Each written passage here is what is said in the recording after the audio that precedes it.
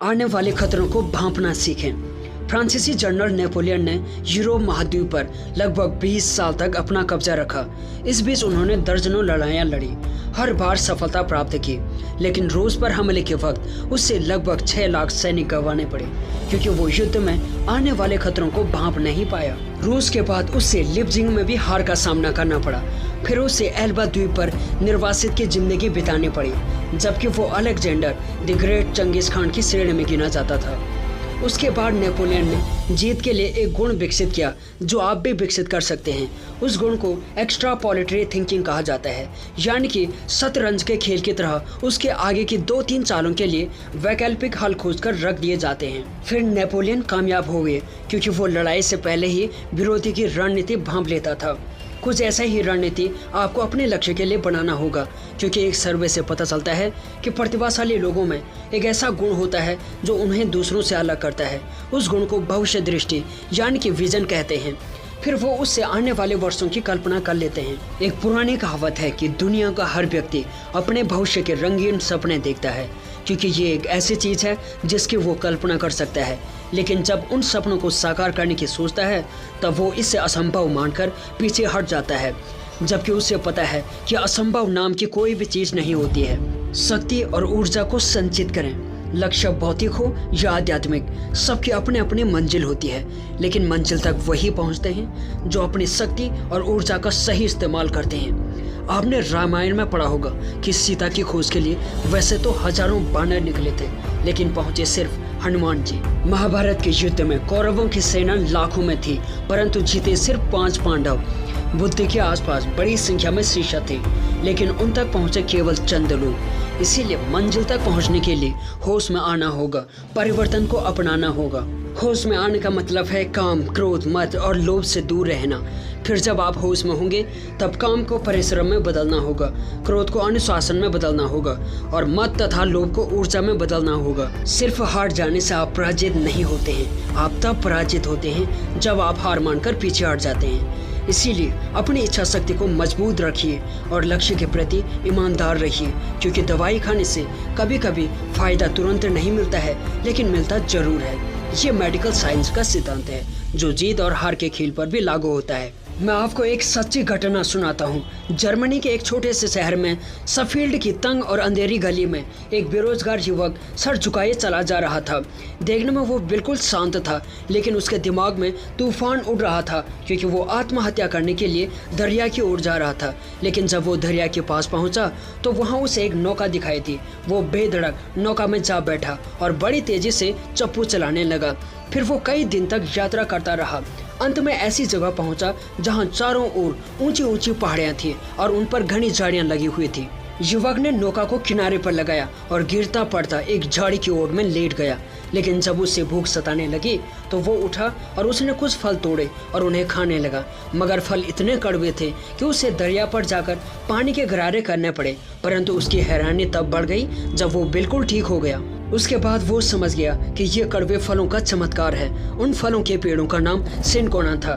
फिर उसने झाड़ियों से बहुत से फल तोड़कर नौका में भर दिए और वहां से आगे निकल गया। यात्रा करते हुए जब वो जावा के द्वीप में पहुंचा तो उसने वहां सिनकोना के बीज बो दिए। फिर उसने स्थानीय लोगों की मदद से सिनकोना के फलों से कुनैन बनाना शुरू कर दिया।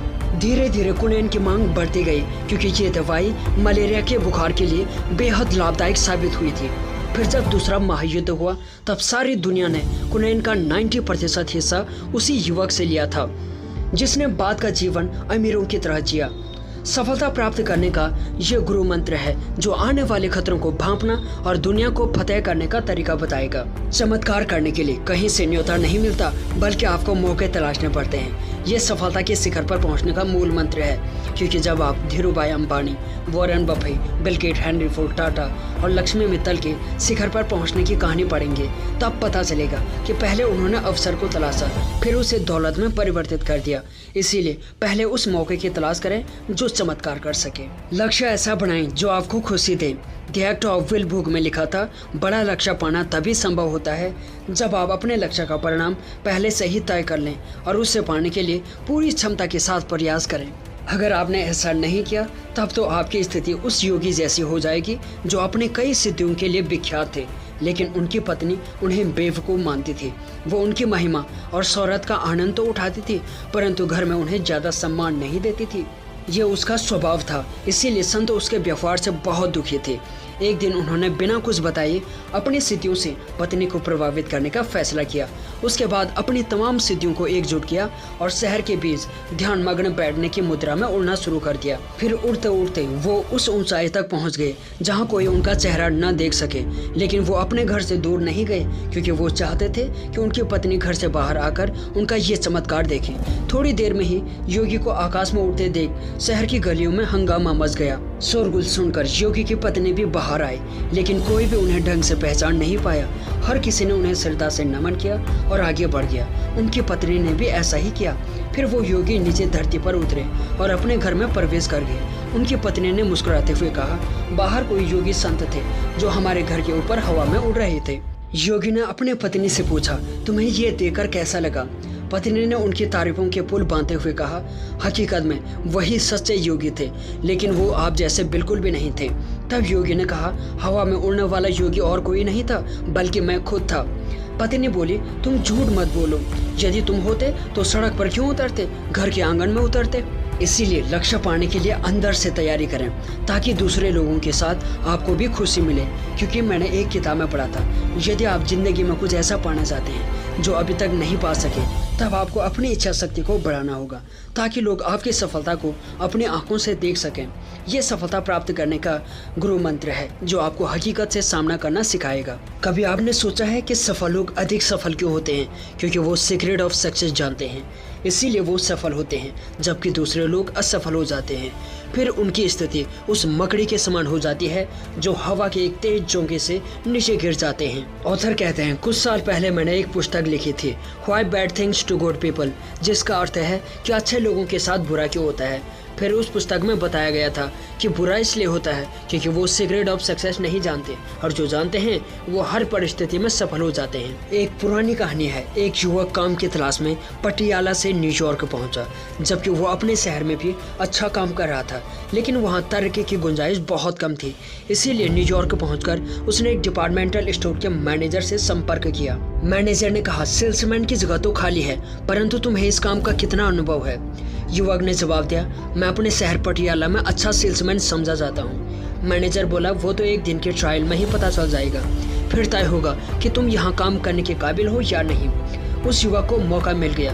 फिर रात को दुकान का शटर गिरने के बाद मैनेजर ने युवक से पूछा, तुमने आज कितने ग्राहकों को निपटाया?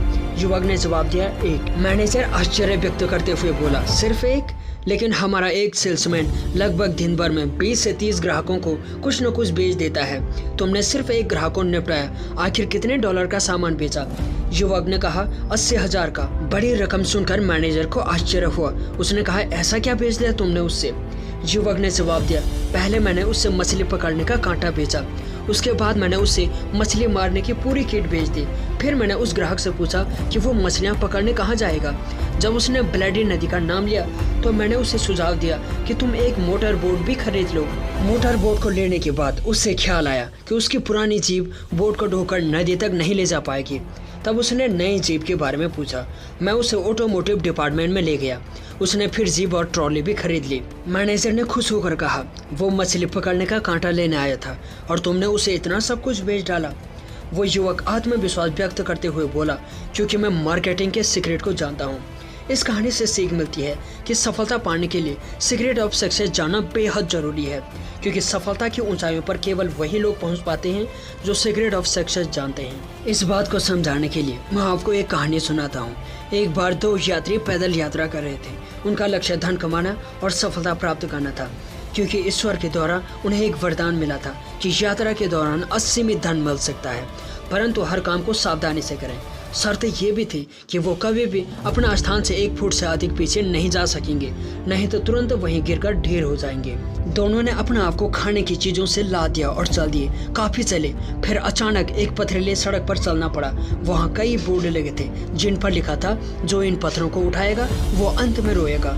एक यात्री बड़बड़ाया, बड़े अजीब बात है कि उठाओ तो रोना पड़ेगा, ना उठाओ तो भी रोना पड़ेगा, लेकिन मैं तो एक छोटा सा कंकड़ उठाकर जेब में रख लेता हूँ। दूसरा बोला, जब दोनों हालात में रोना ही है तो मैं क्यों उठाऊं? फिर दोनों चल पड़े। बीच में सड़क अच्छी हो जाती थी और कहीं कहीं बोर्ड दिखाई पड़ते थे। यात्रा कठिन थी, लेकिन अंत में वो आखिरी चरण पर पहुंच गए और सड़क एकदम अच्छी हो गई। कुछ आगे आने पर लिखा था, आपकी यात्रा समाप्त हो गई है। उसके नीचे छोटे अक्षरों में लिखा था, यात्रियों, तुमने जो पत्थर देखे थे वो अमूल्य हीरे थे। यदि तुमने कुछ उठा लिए हैं तो उनको बेचकर धन और यश दोनों प्राप्त कर लो, परंतु जो अवसर तुमने गवा दिया अब वो वापस नहीं मिल सकता। जिसने एक भी पत्थर नहीं उठाया था वो बोर्ड पर लिखे शब्दों को पढ़कर दहाड़े मारकर रोने लगा और बोला, भगवान की कृपा से मेरे कपड़ों में कई जेबें थे और पीठ पर कई थैले थे, उसके बाद भी मैंने एक भी पत्थर नहीं उठाया और जिस चीज़ की चाह में मैं निकला था उसे पहचान ही नहीं पाया। चाहता तो थैलों में भर सकता था, परंतु उन्हें जेब में भी नहीं रख पाया। जिसने एक छोटा सा कंकड़ उठाया था वो भी छाती पीट पीट कर रोने लगा, हे प्रभु, जब मुझे उठाना ही था तो क्यों मैंने सिर्फ एक कंकड़ उठाया। मैं अपना थैला भी भर सकता था और अपनी सारी जेबें भी भर सकता था। बाद में क्या होता, यात्रा तो समाप्त हो चुकी थी। इस तरह दोनों यात्री कुएं के पास जाकर भी प्यासे ही रह गए। कुछ ऐसा ही आप इस पुस्तक के बारे में भी सोच सकते हैं, क्योंकि जब आप इस पुस्तक को पढ़ना शुरू करेंगे तब आपको बहुत से ऐसे सेक्रेट मिलेंगे जो देखने में पत्थर के समान लगेंगे, परंतु असल में वो हीरा होंगे। सीक्रेट ऑफ सक्सेस को कोई जुठला नहीं सकता, अग्नि जला नहीं सकती, पानी गला नहीं सकता। रखो आस्था ईश्वर में, कोई डरा नहीं सकता। सफल लोगों को दुनिया में कोई हरा नहीं सकता। इसीलिए तैयार हो जाइए उस अनजान सफ़र के लिए जहाँ से सफलता की ऊंची उड़ान शुरू होती है। फिर आप आसानी से दुनिया को जीत सकते हैं। पहले खुद को बदलने का संकल्प लें। संकल्प आपको कर्म करने के लिए प्रेरित करता है। फिर आप वही बन जाते हैं जो आप बनना चाहते हैं, क्योंकि आसमान को छोड़ने के लिए संकल्प की ज़रूरत होती है, मेहनत की नहीं। पक्के इरादों की ज़रूरत होती है, संसाधनों की नहीं। हौसलों की ज़रूरत होती है, ताकत की नहीं। खुद में बदलाव लाने का पहला स्टेप है अपने लक्ष्य पर ध्यान दें। टॉलस्टॉय ने कहा था, आप अपने लक्ष्य के अनुरूप व्यवहार करें, फिर ईश्वर आपकी सहायता के लिए खुद ज़मीन पर उतर आएंगे। उसके बाद आप किसी ऐसी आदत का चुनाव करें जिससे आप बदलना चाहते हैं, जैसे कि नकारात्मकता को। परंतु इससे पहले आपको एक वादा करना होगा, यानी कि आपको एक सप्ताह के लिए सकारात्मक और आशावादी व्यक्ति की तरह व्यवहार करना होगा, उसी तरह से कार्य करना होगा। हो सकता है कि आपको शुरुआत में ये अजीबोगरीब लगे, लेकिन बाद में आप खुद को एकदम बदला हुआ महसूस करेंगे। दूसरा स्टेप है, उम्र को कभी बाधा न बढ़ने दें। जब भी आप अपने उम्र को खुद पर हावी होने का मौका देंगे तब आप बहुत से अवसरों का लाभ उठाने से चूक जाएंगे। फिर आप वो काम करने शुरू कर देंगे जिन्हें करने के लिए आपका दिल कभी भी राजी नहीं होगा। इसीलिए उम्र के लिहाज से काम करने के बारे में सोचना बंद कर दें और तुरंत संकल्प लें कि आप अपनी इस सोच को बदल कर ही दम लेंगे। लंबी बहसों से दूर रहने वाले लोग हमेशा खुश रहते हैं, क्योंकि वो क्रोध को अपने ऊपर हावी होने नहीं देते हैं। फिर उनका दूसरों के साथ करीबी रिश्ता बन जाता है। इसीलिए आप दूसरों के नज़रिए को समझिए और उनके करीब रहने का प्रयास कीजिए। अगला स्टेप है, खुद पर भरोसा रखें। जब आप किसी बात पर भरोसा करते हैं तब वो आपकी दिनचर्या का एक हिस्सा बन जाता है। फिर आपको दूसरे लोग गलत दिखाई देते हैं और आप खुद पर भरोसा खो देते हैं। इसीलिए अपने काम को ठीक से करें और अच्छी आदतों को अपनाएं, साथ ही अपनी छिपी हुई प्रतिभा का विकास करें। फिर अपने व्यक्तित्व के दूसरे पहलू की खोज करें, उसके बाद आपको खुद पर भरोसा होने लगेगा। अगला स्टेप है, गुस्से पर नियंत्रण रखें। गुस्से को शांत करने के बहुत से तरीके हैं, परंतु हम आपको कुछ ऐसे आसान तरीके बताने जा रहे हैं जिससे आप अपने गुस्से पर नियंत्रण आसानी से पा सकते हैं। उनमें से एक तरीका है कि आप रोज़ नारियल पानी पिएं। फिर चंदन के पेस्ट को अपने माथे पर लगाएं, लेकिन तले हुए मसालेदार खाने से परहेज़ करें और लाल रंग से दूर ही रहने का प्रयास करें, क्योंकि ये आपके अंदर गुस्सा उत्पन्न करता है। अगला स्टेप है, मदद लेने के लिए तैयार रहें। आप हमेशा दूसरे लोगों से मदद मांगने से हिचकिचाते हैं, जबकि दूसरों की मदद से लक्ष्यों को पाना आसान हो जाता है। परंतु मदद मांगते समय आप हमेशा इस बात का ध्यान रखें कि आपसे दूसरा व्यक्ति होशियार है और वो आपसे अधिक बुद्धिमान है। फिर आप मदद लेने से नहीं हिचकिचाएंगे। अगला स्टेप है, कल्पना शक्ति का विस्तार करें। आपका मस्तिष्क बहुत से स्रोतों से विचार को ग्रहण करता है, इसीलिए ये आसान नहीं होता है कि आप पहले से उपस्थित विचारों को बदल सकें। परंतु कल्पना शक्ति का विस्तार करने के लिए उन विचारों को छोड़ना पड़ता है जिनके साथ आप वर्षों से चिपके हैं। फिर आपके मस्तिष्क में नए विचार आने शुरू हो जाएंगे। अगला स्टेप है, अपने अंदर के बच्चे को जीवित रखें। ये आपको जीवन के हर मोड़ पर मिलने वाली छोटी छोटी खुशी का लुत्फ उठाने के काबिल बनाएगा। फिर आप उस जादू से वाकिफ हो जाएंगे जो लोगों को जवान रहने का एहसास कराता है। अगला स्टेप है सपनों के बारे में ध्यान से सोचें। सुबह उठकर सबसे पहले अपने उस सपने के बारे में सोचें जो आपने जागने से पहले देखा था। उससे आपको एक अद्भुत शक्ति प्राप्त होगी। फिर उनकी व्याख्या करें। यदि वो आपको अच्छा लगे तब उस पर काम करना शुरू कर दें। फिर आपका वो सपना हकीकत में बदलना शुरू हो जाएगा। सीमाओं को जाने दें। आप उस व्यक्ति को खुश नहीं समझा सकते जो आप पर विश्वास नहीं करता, लेकिन सीमाओं में रहते हुए आप अपनी तरफ से प्रयास जरूर कर सकते हैं। इस तरह आप खुद को बेहतर साबित कर सकते हैं। अगला स्टेप है लीडरशिप में थोड़ी सी ढील अवश्य बरतें। नेता होने का अर्थ ये नहीं है कि आप जनता के भगवान बन गए हैं, इसीलिए अपने अधीन लोगों को आज़ादी दें। फिर वो आपके निर्देशों का सख्ती से पालन करेंगे। अगला स्टेप है शिष्टाचार निभाने की कोशिश करें। शिष्टाचार एक ऐसी चीज़ है जो किसी भी व्यक्ति को महान बना सकता है। अगला स्टेप है स्मरण शक्ति को तेज करें। यदि आपको कोई चीज़ याद न रह पाती हो तो उसे ज़ोर ज़ोर से पढ़ें। फिर आप पाएंगे कि वो चीज़ आपको दूसरी चीज़ों की तुलना में। अगला स्टेप है प्रकृति से प्रेम करें। अपने आसपास एक प्राकृतिक वातावरण बनाएं। फिर ठंडी हवा की झोंकों और सूर्य के ताप को अपने चेहरे पर महसूस करें, क्योंकि ये जैव रासायनिक क्रिया आपको शक्ति प्रदान करेगी। फिर आप उन अनुभूतियों को आसानी से महसूस करेंगे जो आपको अपने साथ जोड़ती हैं। अगला स्टेप है बॉडी लैंग्वेज को ठीक रखें। वैज्ञानिक बताते हैं कि आपकी 65% बातचीत में शब्दों का प्रयोग नहीं होता है। इसीलिए जब लोग झूठ बोलते हैं तब उनके हाव भाव से इस बात का पता चल जाता है कि वो झूठ बोल रहे हैं, क्योंकि वो किसी से आंख मिलाकर बात नहीं कर पाते हैं और अपनी आंखें फेर लेते हैं, लेकिन उनका बॉडी लैंग्वेज सब कुछ बयां कर देता है। इसीलिए संकोची प्रवृत्ति को छोड़कर अपने अंदर आत्मविश्वास जगाएं और दूसरों पर अच्छा प्रभाव छोड़ने के लिए इशारों को समझें। अगला स्टेप है अपनी शक्ति को जगाएं। कभी भी दूसरों पर निर्भर ना रहें और उन चीज़ों को खुद अपने तरीके से अकेले में करने की कोशिश करें जो आपको मुश्किल लगती हो। ये तरीका आपकी सोई हुई क्षमताओं को जगाएगा। फिर आपके अंदर शक्ति और उत्साह पैदा होगा। खुद को परखते रहें। जब आप किसी गंभीर मामले में कोई गलती कर बैठें तब खुद को उस आधार पर परखें जिस पर आप दूसरों को परखते हैं। पहले आपको खुद पर गुस्सा आएगा, फिर आपको उसका समाधान भी मिल जाएगा। अगला स्टेप है डर पर विजय पाएं। जो लोग मरने से डरते हैं उनके लिए एक अच्छी खबर ये है कि डर सफलता को जन्म देता है। चिकित्सक इसे वरी रिवर्सल कहते हैं, यानी कि डर पर पराजित करने वाली शक्ति कहते हैं। यदि आप किसी नौकरी के लिए इंटरव्यू देने जा रहे हैं और आपको डर लग रहा है, तब कल्पना कीजिए कि इंटरव्यू लेने वाला आपकी बातों से सहमत है और आपको नौकरी भी दे सकता है। ये तरीका आपके दबे हुए उत्साह को बढ़ाएगा और आपको आगे बढ़ने में मदद करेगा। अगला स्टेप टाइम मैनेजमेंट को अपनाएं। आपने कभी सोचा है कि दिन के 24 घंटों में कोई व्यक्ति ढेरों काम निपटा लेता है और कोई कहता है मुझे समय ही नहीं मिलता है। इसीलिए टाइम मैनेजमेंट अपनाएं। फिर आप भी अपने समय का पूरा लाभ उठा सकते हैं, क्योंकि पूरे दिन के कामों का लेखा जोखा बनाने के बाद आप अपने सारे काम कुशलतापूर्वक निपटा लेंगे और आपके तन में भी चुस्ती फुर्ती बनी रहेगी। अगला स्टेप है अपने हुनर को विकसित करें। देखिए, हर मनुष्य के अंदर कोई न कोई हुनर जरूर छिपा होता है, लेकिन ज़रूरत होती है उसे विकसित करने की। इसीलिए उस हुनर को खोजें और उसे पूरा करने का संकल्प लें। अगला स्टेप है उद्देश्यपूर्ण जीवन जिएं। सफल जिंदगी जीने के लिए अपने जीवन में कोई न कोई उद्देश्य अवश्य बनाएं। यदि आप सिगरेट छोड़ना चाहते हैं तब एक पैकेट की जगह 1 या 2 सिगरेट पीने का संकल्प लें, लेकिन पूरी तरह से सिगरेट छोड़ देने की बात आपको अपने लक्ष्य से भटका सकती है और आपके उद्देश्य को पूरा करने की शक्ति क्षीण हो जाएगी। अगला स्टेप है आत्मविश्वास से भरपूर रहें। संकल्प को पूरा करने के लिए आत्मविश्वास का होना बेहद ज़रूरी है। इसीलिए अपने मन में दोहराएं, मैं अपना लिया गया संकल्प पूरा करूंगा, क्योंकि स्वेट मॉडर्न कहते हैं जैसे आपके विचार होते हैं वैसे ही आपकी शारीरिक स्थिति बन जाती है। जीवन में सफलता कभी सहयोग से नहीं मिलती, बल्कि सही चुनाव से मिलती है। इसीलिए हमेशा आगे बढ़ने का विकल्प चुनें, तूफान से गुजरने का साहस करें और अपना सब कुछ झोंक दें, क्योंकि जीवन की दौड़ में हमेशा तेज या शक्तिशाली व्यक्ति नहीं जीतता है, बल्कि वो जीतता है जो व्यक्तित्व को सही डायरेक्शन दे सकता है। आपका हर कदम मील का पत्थर साबित हो सकता है, बस शर्त ये है कि आप अपने कदमों को पूरे जोश और होश के साथ उठाएं।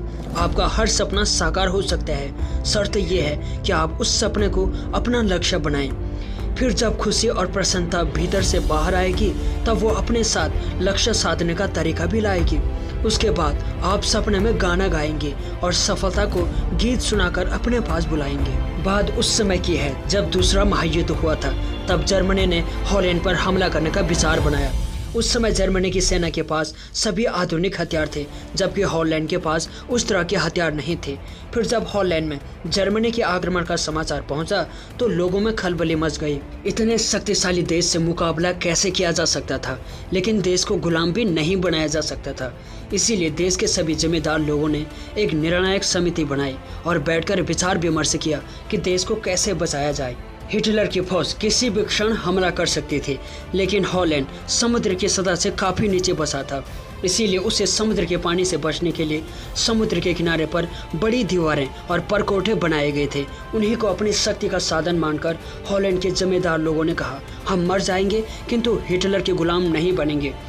नागरिकों में से एक ने प्रश्न किया, यदि हम मर गए तब जर्मनी हमें गुलाम बना लेगा, फिर हम क्या करेंगे? निर्णायक समिति के एक प्रतिनिधि ने कहा, नहीं, हमारी मृत्यु के बाद भी वो हमें गुलाम नहीं बना पाएगा। नागरिकों ने जानना चाहा कि वो कौन सा उपाय है जिससे हम मरकर भी गुलाम नहीं बन सकते। वो प्रतिनिधि बोला, जब हिटलर की सेना हमारी सीमा तक पहुंचेगी तब हम ये दीवारें और परकोटे तोड़ देंगे, फिर न हमारा देश रहेगा और न हम, यहाँ तक कि हिटलर की सेना भी समुद्र में डूब जाएगी। हॉलैंड के लोगों का लक्ष्य जानने के बाद हिटलर घबरा गया। उसने हमला करने का फैसला त्याग दिया। इसीलिए आप अपने लक्ष्य में कितनी दिलचस्पी ले रहे हैं, यह आपकी प्यास पर निर्भर करता है, क्योंकि जितनी तीव्र आपकी प्यास होगी उतने ही लगाव से आप अपने लक्ष्य पर काम करेंगे। जो लोग बिना लक्ष्य के जीते हैं वो जल्दी मर जाते हैं, लेकिन जो लोग कुछ बनने का ख्वाब देखते हैं वो विश्व में अमर हो जाते हैं। जीवन का सबसे बड़ा लक्ष्य संकल्प से जीता जाता है, क्योंकि संकल्प वो शक्ति है जो मनुष्य को कर्म करने के लिए प्रेरित करता है। अनुशासन आपको इस योग्य बनाता है कि आप अपने लक्ष्य को आसानी से प्राप्त कर सकें, क्योंकि अनुशासन एक कौशल है और उसे आप आसानी से सीख सकते हैं। आप अपने लक्ष्य को शक्तिशाली बनाकर अपने जीवन को उच्च दिशा की ओर मोड़ सकते हैं, क्योंकि प्रबल विचार शक्ति आपकी संपूर्ण क्रियाओं की जननी है। एक बार जब आपका लक्ष्य निर्धारित हो जाता है तब आप कल्पना के माध्यम से उसकी स्पष्ट तस्वीर देख लेते हैं और विवेक के माध्यम से उसे साकार कर सकते हैं। क्रोध मनुष्य को लक्ष्य से भटकाता है, परंतु जब आप लक्ष्य प्राप्त करने के लिए दृढ़ संकल्प लेते हैं तब क्रोध कमजोर पड़ जाता है। जब आप अपने बड़े लक्ष्य को छोटे छोटे लक्ष्यों में विभाजित कर लेंगे तब आपको मंजिल तक पहुंचने का एलिवेटेड शॉर्टकट रास्ता तुरंत मिल जाएगा। लक्ष्य प्राप्त करना ठीक वैसा ही है जैसा कि एक युद्ध को जीतना, क्योंकि युद्ध हमेशा आत्मविश्वास से जीते जाते हैं, हथियारों से नहीं। लक्ष्य को अंजाम देने के लिए कल्पना शक्ति का इस्तेमाल करना बेहद जरूरी है, क्योंकि कुछ लोग उन माध्यमों पर ज़्यादा भरोसा करते हैं जो आम होते हैं। यदि लक्ष्य की बुनियाद हिला दी जाए और दिल से सारी उम्मीद मिटा दी जाए तब सफलता आपसे कोसों दूर हो जाएगी। जरा सोचिए कि अब तक आपने कितनी उपलब्धियां अर्जित की हैं, उसके बाद हिसाब लगाइए कि आप किस मुकाम पर पहुंचे हैं। फिर कल्पना कीजिए कि आप आगे कहां पहुंचना चाहते हैं, क्योंकि मेरा अनुभव कहता है जब आप यहां तक पहुंच सकते हैं तब आप आगे भी बढ़ सकते हैं। इसीलिए अपने अंदर छिपी अदृश्य क्षमताओं को पहचानिए और सकारात्मक सोच के साथ आगे बढ़िए, क्योंकि शिखर पर बैठी सफलता आपका बेचैनी से इंतजार कर रही है। कभी आपने सोचा है कि रामायण को धार्मिक ग्रंथ क्यों माना जाता है जबकि महाभारत को एक महाकाव्य माना जाता है? रामायण में सीता माँ बन गई और जबकि राम श्री राम बन गए, लेकिन अर्जुन, युधिष्ठिर या द्रौपदी को कभी देवता या देवी का दर्जा क्यों नहीं दिया गया? क्योंकि रामायण बेहद सरल कहानी है। इसमें जो अच्छा है वो अच्छा है और जो बुरा है वो बुरा है। लेकिन महाभारत में ऐसा नहीं है, क्योंकि इसके चरित्र हमारे जैसे हैं, जिनमें ताकत है तो कमजोरियां भी हैं, अच्छा पक्ष है तो बुरे पहलू भी हैं और विश्वास है तो संदेह भी है। यही बात हमें असहज बनाती है, क्योंकि हम सोचते हैं कि भला उस व्यक्ति की पूजा कैसे की जा सकती है जो हमारे जैसा है। इस बात को समझाने के लिए मैं आपको एक कहानी सुनाता हूँ। एक बहुत धनी व्यक्ति अपने सबसे छोटे लड़के को एक बार गाँव दिखाने ले गया ताकि वो जान सके कि गरीब लोग कैसे रहते हैं। पिता पुत्र दोनों ने शहर से कुछ दूर अपने फार्म हाउस में 2 दिन बिताए। उनके फार्म हाउस के सामने एक गरीब परिवार रहता था जो मेहनत मजदूरी करता था। यात्रा से लौटते समय पिता ने पुत्र से पूछा, बेटा यात्रा कैसी रही? बहुत अच्छी पापा। तो तुमने देखा कि गरीब लोग कैसे रहते हैं, तुमने यात्रा से क्या अनुभव लिया? पिता ने बेटे से पूछा, क्योंकि पिता ये जानना चाहता था कि बेटा कितना होशियार और आज्ञाकारी है। बेटे ने कहा, मैंने देखा कि हमारे पास एक कुत्ता है जबकि उनके पास 4 कुत्ते हैं। हमारा स्विमिंग पूल बहुत छोटा है लेकिन वो बहुत बड़ी नहर में नहाते हैं। हमारे बगीचे में महंगे लालटेन लगी हैं जबकि वो सितारों भरे आकाश को देख सकते हैं। हमारे घर से दूर तक नहीं दिखता है परंतु वो दूर की पहाड़ियों और घाटियों को देख सकते हैं। हमारे नौकर हमारी देखभाल करते हैं लेकिन वो सभी का ख्याल रखते हैं। हम अपना खाना खरीदते हैं परंतु वो अपना खाना खुद उगाते हैं।